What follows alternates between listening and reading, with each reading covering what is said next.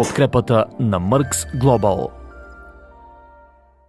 Добър вечер в историческата нощ, четвъртата нощ на конференцията на демократите в Филаделфия. Аз съм Галина Петрова. Добър вечер от мен и аз съм Драков. Наистина исторически момент за тази страна. Хилари Клинтън излезе на сцената зад нас и прие официално да бъде кандидатът на демократите на предстоящите президентски избори. Но не само това, тя влезе в историята като първата жена, която е издигната от основна политическа партия и се пробва за Белия дом. Наистина исторически момент. Въпросът тази вечер беше дали тя ще успее да направи такава реч, че да събуди още повече ентусиазъм за нейната кандидатура, не само сред привържениците си тук в Демократическата партия, но и в цялата страна. Дали може да покаже повече от емоциите си, от нея самата, защото както и тя признава в речта си, мнозина не знаят коя точно е тя и какво да мислят за нея.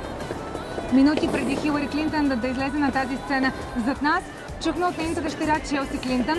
До момента не бяхме чували такава искрена, но не бих казала и скромна реч от Челси, която съвсем тихо и спокойно разказа за Хилари майката, за Хилари бабата, за Хилари нейният модел на подражание през целия ѝ живот. Мисля, че наистина това беше една много откровенна реч и една много топла реч от Челси, която за първи път чуваме така да представя майка си, както чухме, тя спомена и баща си Бил Клинтън в речта. Въобще една много по-различна страна за Хилари Клинтън. Челси каза, че независимо къде е била майка и по света, независимо с какви проблеми е имала на работа или задачи, които трябва да решава, тя никога не е забравила за нея. Разказваше за малки бележки, които майка й праща от различни пътувания по света, от селобажданията, за тези топли и семейни моменти, които избирателите имат нужда да чуят за тази жена, която след десетилетие в публичното око все още остава разпозната за мнозина, не толкова добре позната. Десетилетие в публичното око видяхме и в филмчето, което пуснаха минути преди Хилари Клинтън да се качи на тази сцена. То беше режисирано от Шонда Раймс, беше озвучено от Морган Фриман, актьорът Морган Фриман. Шонда Раймс, създателката на култовия сериал Скандал, на How to Get Away with Murder и на много други сериали. И наистина, мисля, че и този път и се получи Морган Фриман, гласът на Господ, както го наричат много хора. Но филмчето показва наистина запаметени моменти от историята, които не много хора са виждали. Видяхме снимки от личният архив на Хилари Клинтън. Видяхме наистина как тя отваря вратите за Америка, за да я види светлината, в която тя иска да бъде през следващите 4 години. Хора разказаха личните си спомени, които никога до сега не са били ставали публично достояние. Неща, които дават една допълнителна нотка топлина на Хилари, нещо, от което тя наистина се нуждае. Веднага след филмчето излезе и самата тя облечена в бяло, не изневери на стила си да бъде в пенсия. Ето видяхме нещо отново победно, както при Доналд Тръмп. При него имаше музика и светлини, при нея беше белият цвят. Знаеш ли кое ми направи силно впечатление? Мисля, че тя се е готвила наистина с години за тази реч. Речта на живота и речта на живота и наистина с години. Това на мен, което ми направи впечатление, беше нека да започнем една нова глава в историята на Америка. Независимо колко години се е готвила за този момент, тя е готова да гърне една чисто нова страница. И най-важното, още в началото на своята реч, това, че благодари на опонента си Бърни Сандърс, който води наистина дълга кампания срещу нея. Неговите поддръжници бяха в залата. Една група от тях бяха помолени да напуснат залата.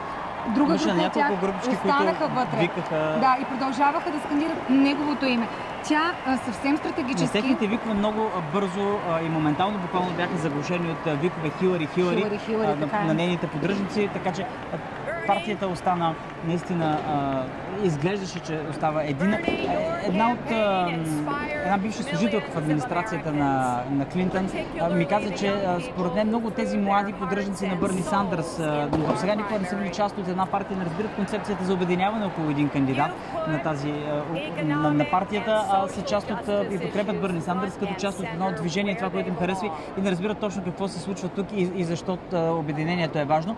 И още нещо от друг инсайдер в кампанията на Бърни Сандърс този път, че Сандърс в крайна сметка може да контролира и по някакъв начин да влияе на една администрация на Хилари Клинтън, но по никакъв начин няма да има влияние в администрация на Тръмп. Ето защо.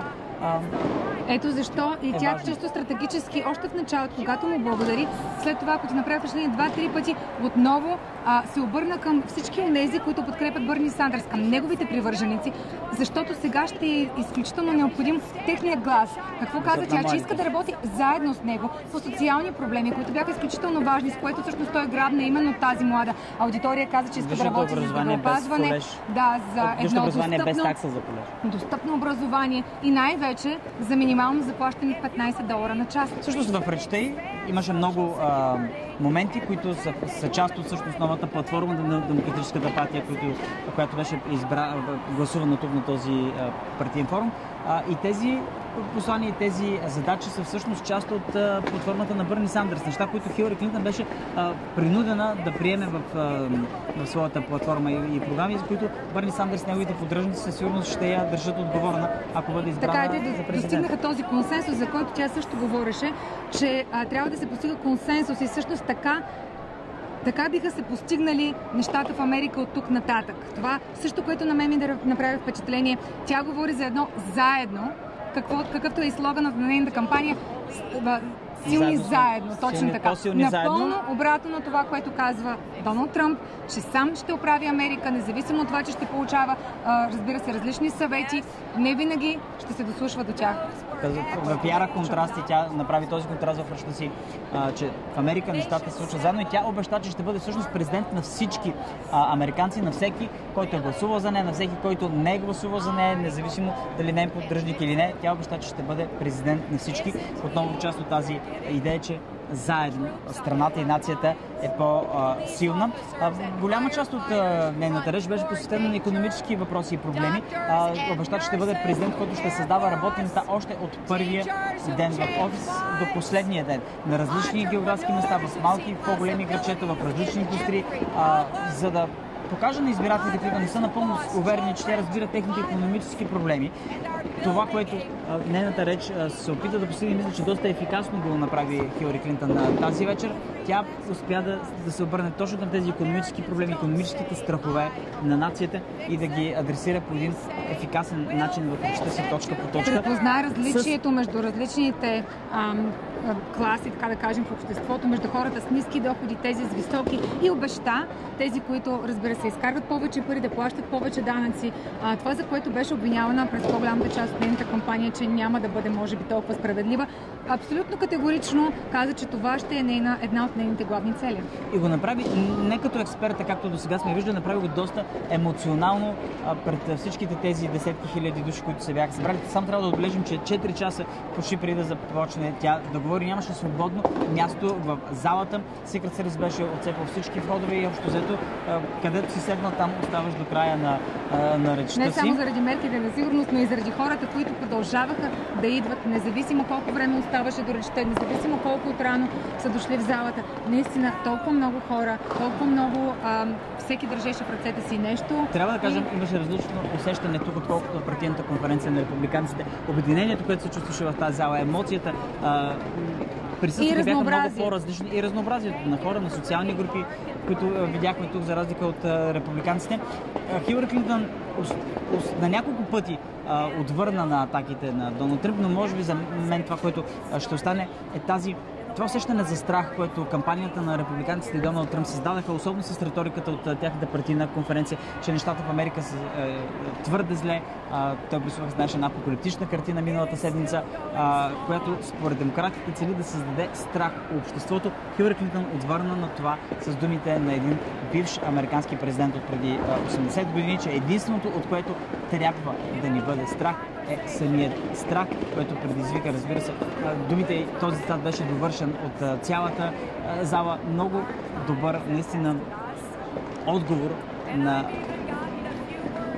буквално страха, който републиканците и Доналд Тръмп се опитваха и опитват да всеят чрез кампанията и посланията си. Освен, че цитира Рузвелт, тя цитира и президентът Барак Обама от също късно снощи. Тя каза, не викайте само в залата, отидете, не освирквайте просто, не освирквайте, вървете и гласувайте. И това беше нейна импровизация, не беше част от официалната реч, написана от нейния екип, а беше нещо, което тя сама добави вътре в речта си, което всъщност отговора на въпроса, който всички имахме от вчера сам. Може ли Хилари Клинтън да изнесе такава силна емоционална реч, с която да възбуди емоциите? Тя определено успя. Тази вечер да видим след какво ще покажат проучванията. След конференцията на републиканците миналата седмица Доналд Тръмп получи една 3% преднина в националните проучвания, което е нормално след една конференция. Да видим какви ще бъдат резултатите само след няколко дни от проучванията, от това, което демократите са успели да направят тук в Филаделфия. И разбира се, тази реч наистина слага началото официално на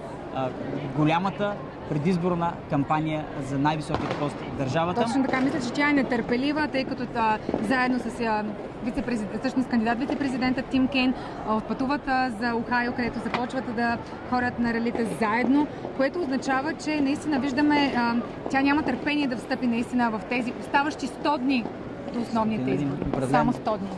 Те ще бъдат на 8 ноември. Вторник, разбира се, ние ще ги следим заедно с вас.